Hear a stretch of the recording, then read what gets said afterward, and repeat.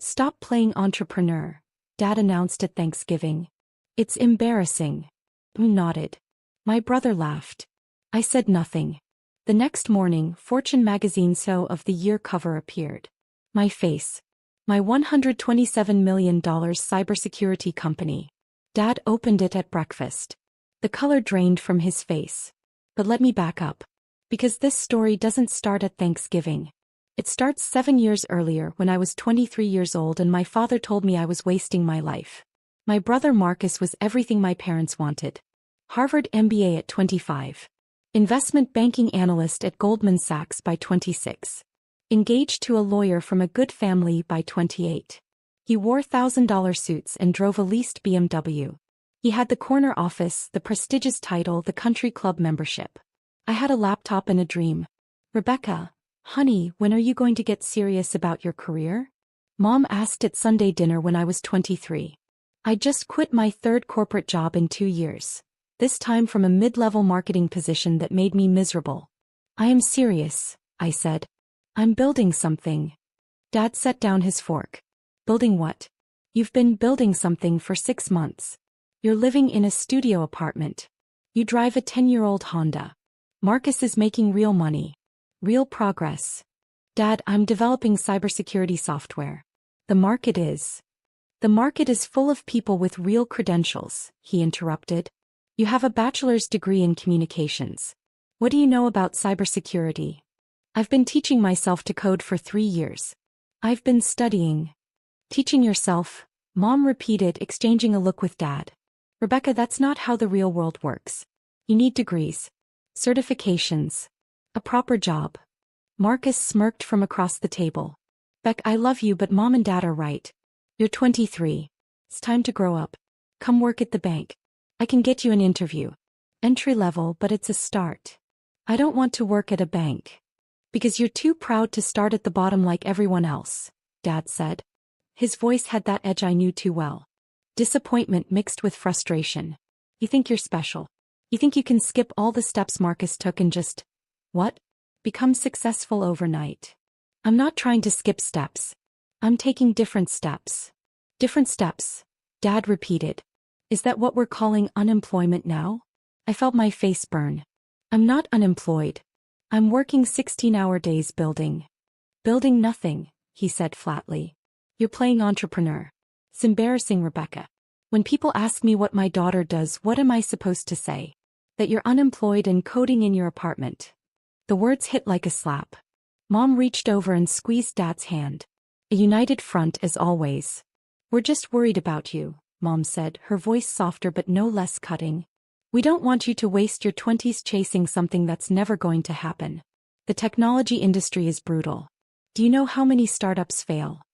90%, I said quietly. I know the statistics. So why would you risk? Because I believe in what I'm building. Marcus laughed. Actually laughed. Beck, that's adorable. But belief doesn't pay rent. How much savings do you have left? 3 months. 4. That's none of your business. It becomes our business when you come asking Mom and Dad for money, he said. I would never. You might not have a choice, Dad said. And we're telling you right now we're not funding this fantasy. If you run out of money, you figure it out. You get a real job. We're not enabling this anymore. I stood up. My hands were shaking. I should go. Rebecca, sit down, Mom said. We're having a family dinner. No, you're having an intervention. And I don't need to be here for it. I grabbed my coat and left. Behind me I heard Marcus say, let her go. She'll figure it out when her savings run out. I sat in my Honda in their driveway for 10 minutes crying. Not because they'd hurt my feelings, though they had. But because a small, terrifying part of me wondered if they were right. I didn't talk to my family much over the next 18 months. Occasional texts. Brief phone calls when Mom pressed. But I stopped going to Sunday dinners. Stopped attending family events. I told them I was busy. Working. Building. They thought I was avoiding them out of pride. They were half right. The truth was I was building something extraordinary, and I couldn't risk them sabotaging it with their doubt. My software, Titan Shield, was a next-generation cybersecurity platform that used AI to predict and prevent attacks before they happened. Not reactive security. Proactive protection. I'd spent 3 years researching, coding, testing. I'd burned through my savings. Maxed out 2 credit cards. Lived on ramen and coffee. And then 20 months after that disastrous Sunday dinner, I got my first client. A mid-sized financial services company in Austin. They paid me $180,000 for implementation and a year of service. I cleared my credit cards. Signed a lease on a 1-bedroom apartment in a better neighborhood. Bought business insurance. 6 months later I had 4 clients. Then 12. Then 27. By year 3, I had 140 clients and $8.3 million in revenue. By year 4 I incorporated. Hired my first employees. 6 brilliant engineers I'd met in online coding communities. We worked out of a shared office space in downtown Seattle. We ate pizza at midnight and celebrated every new contract like we'd won the lottery. My parents had no idea. Marcus knew I was still doing my little tech thing. That's what he called it when we spoke twice a year. "How's your little tech thing going, Beck?" "It's going well," I'd say. "Well enough to pay rent?" He'd ask, that condescending tone dripping from every word. Well enough. He didn't ask for details. Neither did Mom or Dad. They'd decided years ago that my business was a failure and nothing I said would change their minds. So I stopped trying to convince them. I just kept building. By year 5, TitanShield had 220 clients, $47 million in annual revenue, and 120 employees. We'd moved into our own office building, a renovated warehouse in Seattle's tech corridor with exposed brick, standing desks, and a kitchen that would make most restaurants jealous. I hired a CFO, a Chief Technology Officer, a VP of Sales. I brought on a PR firm to start building our brand presence. I invested in research and development, pouring money into innovation that would keep us 5 years ahead of competitors. And I kept my mouth shut about all of it. My family still thought I was struggling. Still thought I was playing entrepreneur, in some sad, delusional way. And I let them think it. Because by then I'd realized something important. Their doubt had been fuel. Every dismissive comment, every condescending question, every time they compared me to Marcus, it had pushed me to work harder, think smarter, build better. I wasn't hiding my success out of spite. I was protecting it. My chosen family knew everything. My employees knew they were building something revolutionary. My business partners, the venture capital firm that had invested $12 million in year 4, knew we were on track to be worth $500 million within 3 years. The tech journalists who'd started covering us knew TitanShield was changing the cybersecurity industry. But my parents, they knew nothing. "How's work, honey?" Mom would ask during our quarterly phone calls. "Busy," I'd say. "Lots of projects." "Are you making enough to live on?" "I'm doing fine, Mom. Because if you need help, we can." "I don't need help." Silence. Then, "You don't have to be so proud, Rebecca. There's no shame in asking for support." I'd bite my tongue and change the subject. In September of year 7, I got an email that changed everything. Subject: Fortune Magazine CEO of the Year nomination. "Dear Ms. Chen, on behalf of Fortune Magazine, I'm pleased to inform you that you've been nominated for our annual CEO of the Year award. Your company, TitanShield, has been recognized for exceptional growth, innovation, and industry impact. We'd like to schedule an interview and photo shoot for our December issue. The awards ceremony will be held in New York City on November 15th. I read the email 3 times. Then I called my CFO David Martinez. "Did you nominate us for something? The Fortune thing?" "Yeah, our PR firm submitted the application back in June. I didn't think we'd actually get nominated. Like, this is huge. Do you know how many CEOs apply for this?" "How many?" "Over 3,000. And they pick 25 finalists. We're in the top 25 tech companies in the country." I sat down. My hands were shaking. "When's the ceremony?" "November 15th. 3 weeks before Thanksgiving." Of course it was. The Fortune journalist was a woman named Patricia Hammond, mid-40s, with sharp eyes and a recording device she set on my desk like a weapon. "Let's start with the basics," she said. "TitanShield was founded 7 years ago. You were 23. No technical degree. No business background. What made you think you could compete in one of the most competitive industries in the world?" "I didn't think I could compete," I said honestly. "I knew I could win." She smiled. "That's a bold statement." It's an honest one. I spent 3 years preparing before I signed my first client. I learned to code, studied the market, identified the gaps nobody else was filling. By the time I launched, I wasn't competing. I was innovating. Your revenue growth is extraordinary. $8 million in year 3. $47 million in year 5. $127 million projected for this year. How did you scale so quickly? 2 things. I hired people smarter than me and I never stopped improving the product. Every dollar we made went back into development or talent. I didn't pay myself a real salary until year 4. What did you live on? Ramen. Coffee. Stubbornness. She laughed. Your family must be proud. I paused. They don't know. I'm sorry. My family doesn't know about TitanShield's success. They think I'm still struggling. They think I'm playing entrepreneur. Patricia's eyebrows rose. Why? Because 7 years ago they told me I was wasting my life. They told me to get a real job. They compared me to my brother who works in investment banking and who they consider the successful one. And I decided I didn't need their validation to build something extraordinary. But surely they know you're doing well now? They know I'm still doing my tech thing. They don't ask for details. I don't volunteer them. Patricia leaned forward. Chin, do you realize your story is going to be the cover feature? My stomach dropped. The cover. December issue. The Secret CO. How she built a $127 million empire while her family thought she was failing. It hits newsstands on November 29th. 4 days after Thanksgiving. The invitation came via group text in early November. Mom, Thanksgiving at our house this year. 4 p.m. Please confirm attendance. Marcus, Emily and I will be there. Can we bring anything? Mom, just yourselves. Mom, Rebecca? I stared at my phone. I hadn't been to a family Thanksgiving in 4 years. Me, I'll be there. Mom, wonderful. It will be so nice to have everyone together. Marcus, Beck, you bringing anyone? Me, just me. Marcus, still single? You've got to make time for dating, Beck. All work and no play. I didn't respond. David walked into my office.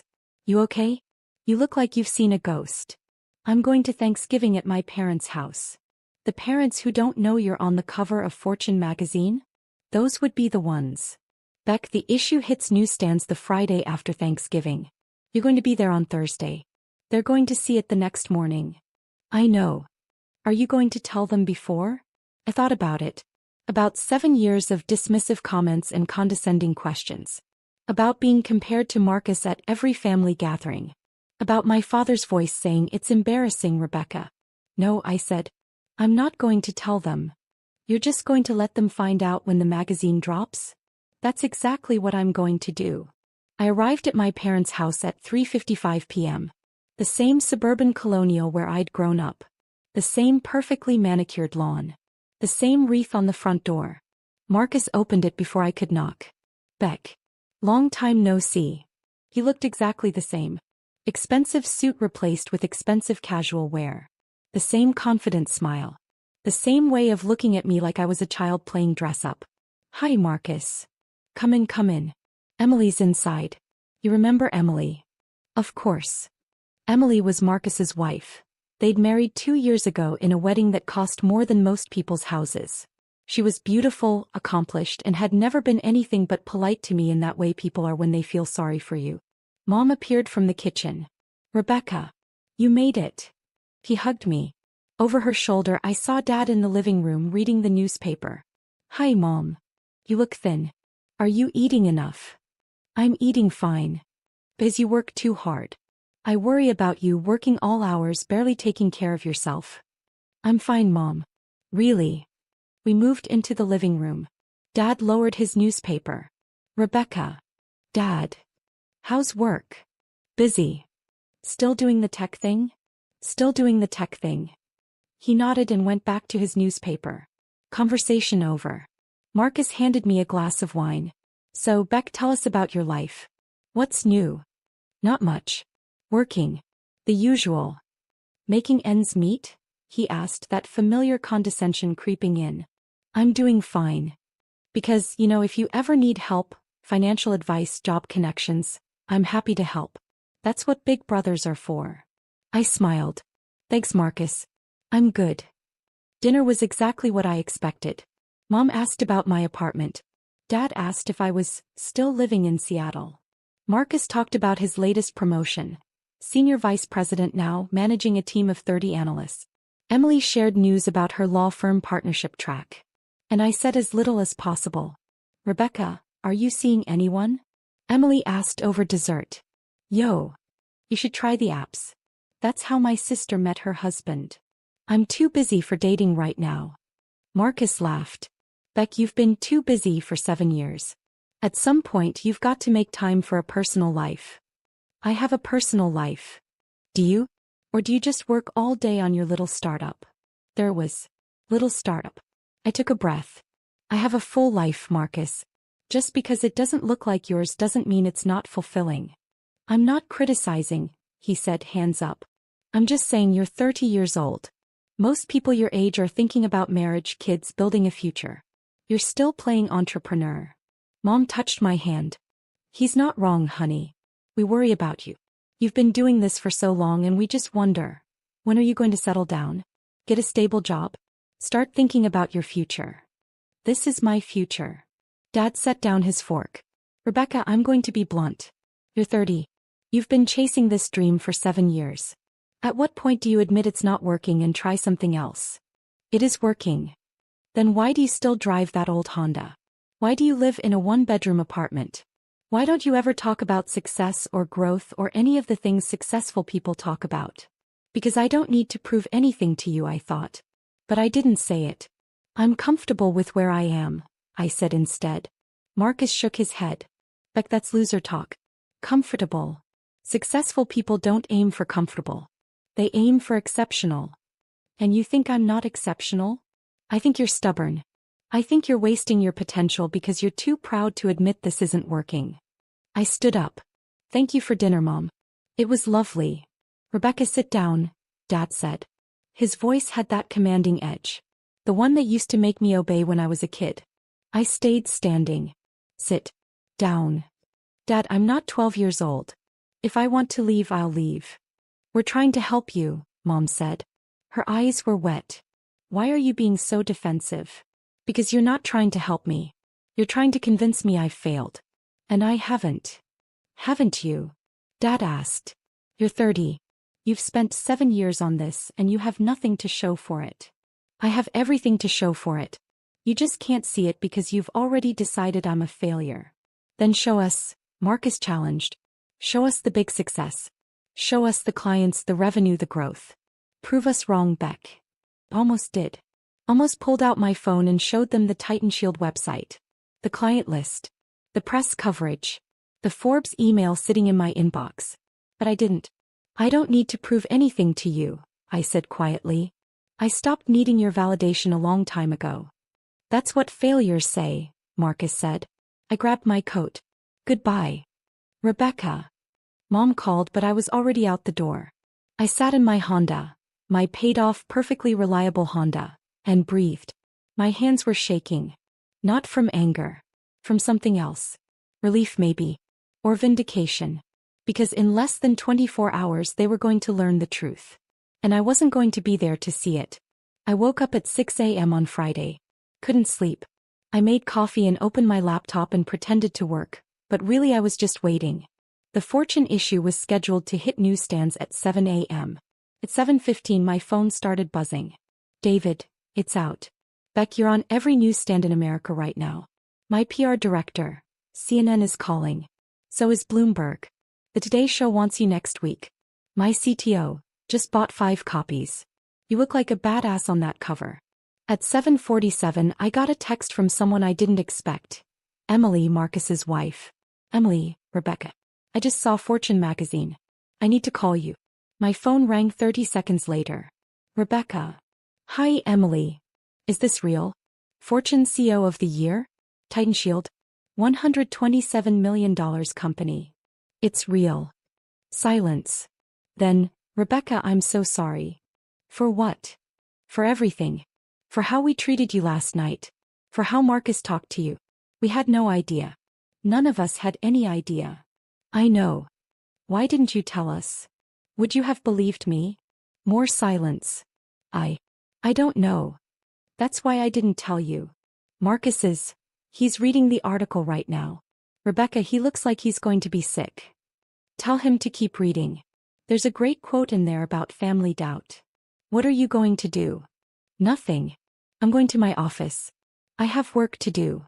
Rebecca. Emily, I need to go. Thank you for calling. I hung up. At 8:02 Mom called. I didn't answer. At 8:15, Dad called. I didn't answer. At 8:33 Marcus called. I didn't answer.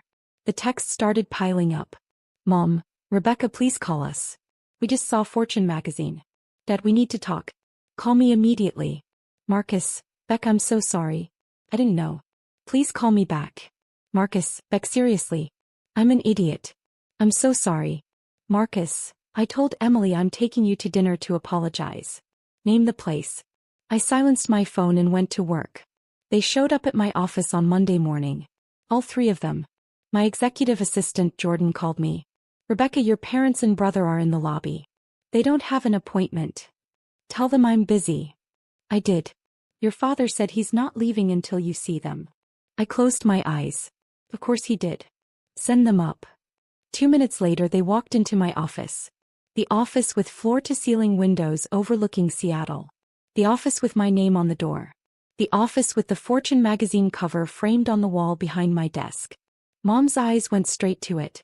She put her hand over her mouth. Dad just stared. Marcus looked at the awards shelf.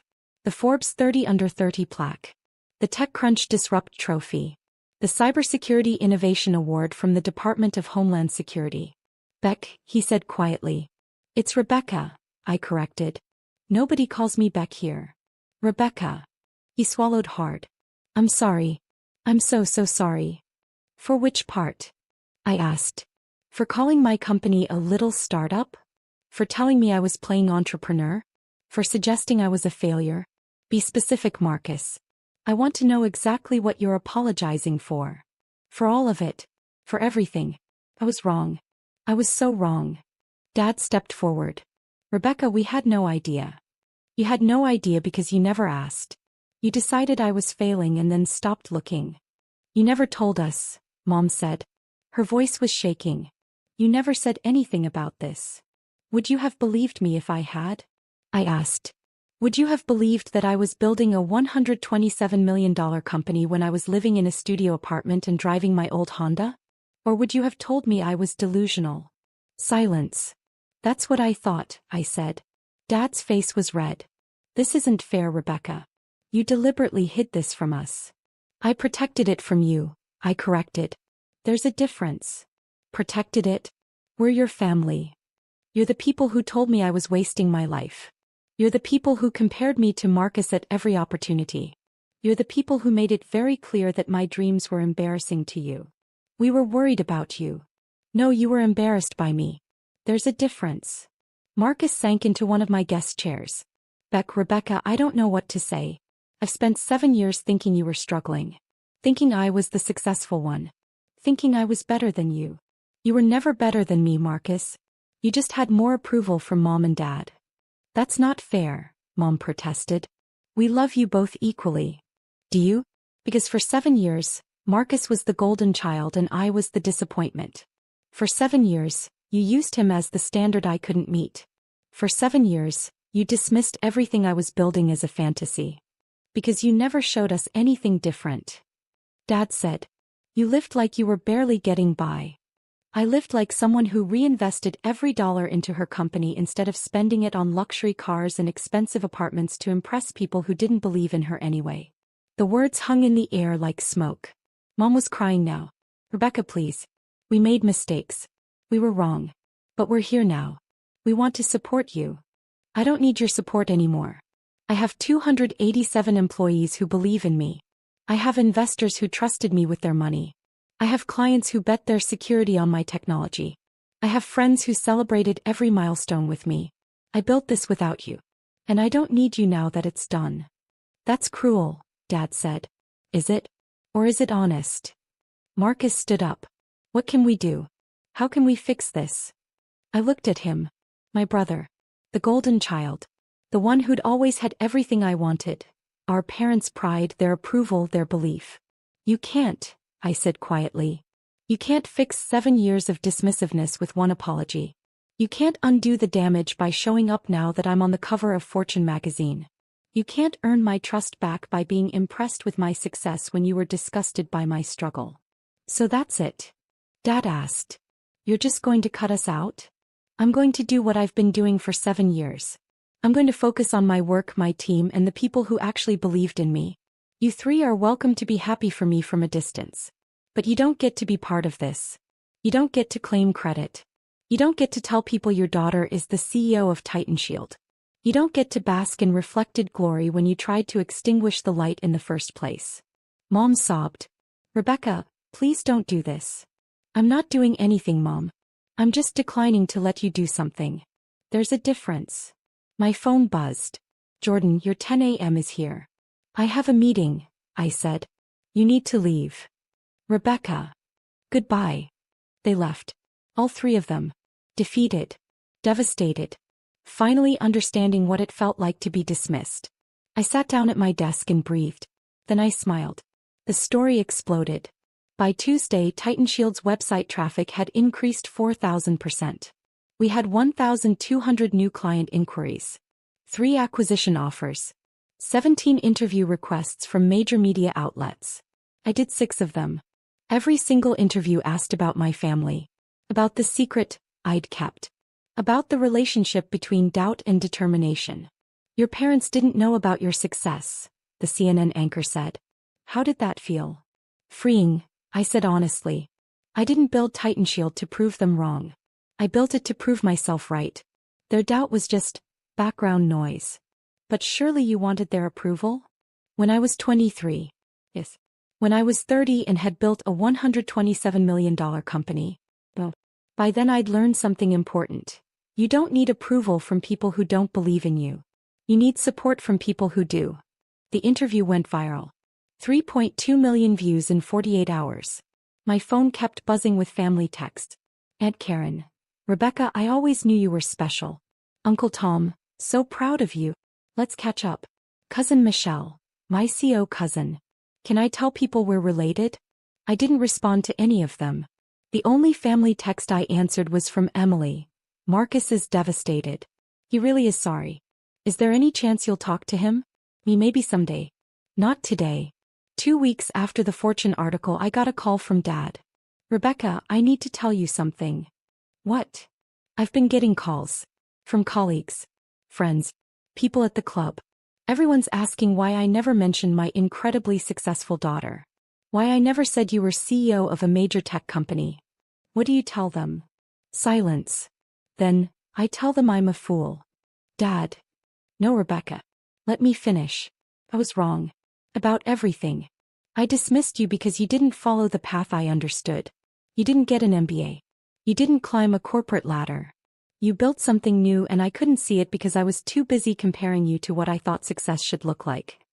Why are you telling me this? Because I need you to know. I'm sorry. I'm truly deeply sorry. And I understand if you never forgive me. But I need you to know that I see you now. I see what you built. I see what you sacrificed. And I'm in awe of you. My throat tightened. It's not enough, Dad. I know. You can't just apologize and expect everything to be okay. I know that too. But I hope someday you'll give me a chance to earn your trust back. Not as someone who's impressed by your success. As someone who should have believed in you when you were struggling. I didn't say anything. I love you, Rebecca, he said quietly. I always have. I just wasn't very good at showing it. He hung up before I could respond. Marcus tried a different approach. He sent me an email. Subject: I'm sorry. Beck, Rebecca. I've started this email 30 times and deleted it 30 times. Nothing sounds right because nothing can sound right. There's no way to apologize for 7 years of being a condescending asshole. But I'm going to try anyway. I was wrong. About everything. I convinced myself that my path was the only path to success. Corporate job. Traditional markers of achievement. I looked at you and saw someone who was refusing to follow the rules and I judged you for it. The truth is I was jealous. You had courage I never did. You bet on yourself. You built something from nothing. You took risks that terrified me. And instead of admiring you for it, I belittled you. I made myself feel better by making you feel small. I'm ashamed of that. I'm ashamed of the person I was at that Thanksgiving dinner. I'm ashamed of every time I called your work your little tech thing. I'm ashamed that it took a Fortune magazine cover for me to realize that you were always the exceptional one. I don't expect forgiveness. I don't deserve it. But I want you to know that I'm working on being better. Emily's been helping me understand where I went wrong. And I'm hoping that someday when you're ready we can talk. Really talk. Not as the golden child and the disappointment. But as equals. Because you're not just my equal, Rebecca. You're my superior. In every way that matters. I love you. I'm sorry. And I'm proud of you. Marcus. I read it 3 times. Then I closed my laptop and went back to work. The award ceremony for Fortune CEO of the Year was held in February at a Manhattan hotel ballroom with crystal chandeliers and a guest list that read like a who's who of American business. I wore a black dress that cost more than my first month's rent 7 years ago. My team was there. David, my CTO, my VP of sales. 20 of us celebrating together. My parents and Marcus were not invited. But they showed up anyway. I saw them as I was walking into the ballroom. Standing by the entrance. Nervous. Out of place in their formal wear, clutching programs like lifelines. Mom saw me first. Rebecca. I stopped. We weren't sure you'd want us here, she said. But we had to come. We had to see you accept this award. How did you even get tickets? This is invitation only. Marcus looked embarrassed. I know someone on the Fortune board. I pulled some strings. If you want us to leave. I don't want you to leave, I said quietly. But I don't want you to be here as my family. Not yet. You haven't earned that. Dad flinched. Rebecca. You can stay. You can watch. But you're not sitting with me. You're not taking photos with me. You're not telling people you're my family. You're spectators. Nothing more.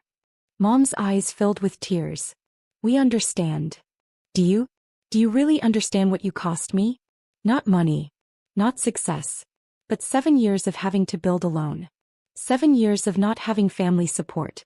7 years of wondering if I was delusional because the people who were supposed to believe in me didn't. We're sorry, Marcus whispered. I know. And maybe someday that will be enough. But not tonight. Tonight is for the people who believed in me when I had nothing. Tonight is for my team. Tonight is for the investors who took a risk. Tonight is for me. I walked past them. David caught up to me inside. Was that them? Yeah. You okay?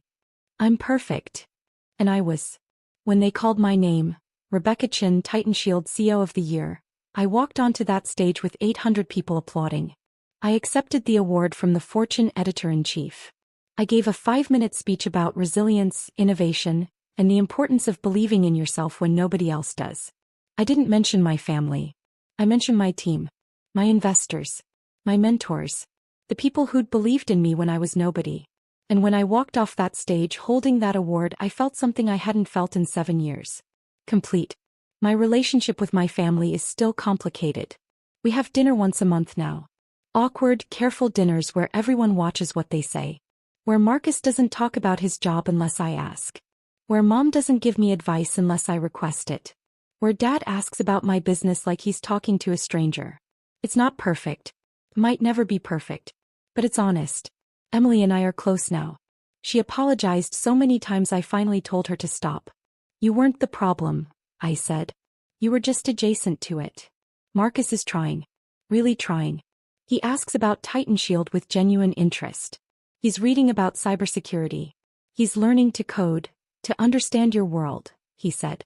He's becoming someone I might actually want as a brother instead of someone I'm obligated to call family. Dad retired early. He told me it was because he realized he'd spent 40 years chasing success and had missed what actually mattered. I don't know if I believe that. But I appreciate the sentiment. Mom cries a lot. At dinners. During phone calls. When she sees articles about me. I'm so proud of you, she says over and over. Like repetition will make up for lost time. It won't. But maybe, eventually it will be enough. TitanShield is now worth $340 million. We have 420 employees. Offices in Seattle, Austin, and Boston. We're expanding internationally. We're innovating faster than our competitors can react. And I'm still driving that Honda. Not because I can't afford better, but because it reminds me where I came from. It reminds me that I built this empire from nothing. It reminds me that success isn't about impressing people who doubted you. It's about proving to yourself that you were right to believe. My phone buzzes. Text from Marcus. Sunday dinner at mom and dad's. You coming? I think about it. About whether I want to spend my Sunday evening navigating the careful dynamics of a family still learning how to treat me like an equal. Then I remember, I don't have to prove anything anymore. I'll be there. Because maybe, just maybe, that's what success really looks like. Not the magazine covers or the awards or the $340 million company, but the freedom to choose forgiveness. On your own terms.